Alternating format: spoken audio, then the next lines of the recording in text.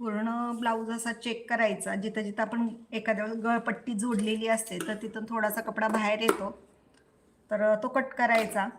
आणि जेवढी गोलाई आहे ब्लाऊजला, जिथं जिथं गोलाई आहे, आता कसा ब्लाऊज आपला कोणता गळा असेल त्यानुसार अशा तिरकस कट मारून घ्यायचे. कधीही असे सरळ मारायचे नाही, तर असे मारायचे, म्हणजे आपण ज्यावेळेस गळा शिवतो तर व्यवस्थित बसते. काही काहींचा गळा दिसायला खूप छान असतो, पण अंगात घातल्यानंतर गळा पसरट होतो किंवा व्यवस्थित आकार दिसत नाही. त्याचं कारण, जर तुम्ही अशी जर कट मारला तर तो ब्लाऊजचा गळा फाकला जातो. त्यामुळे आपल्याला काय करायचं, हे अशा कट मारायचे. कधीही असे उभे कट मारायचे, आडवे कधीच कट मारायचे नाहीत. ब्लाऊज शिवताना हे अशा तुम्हाला टिप्स कोणी सांगत नाही. छोट्या छोट्या ज्या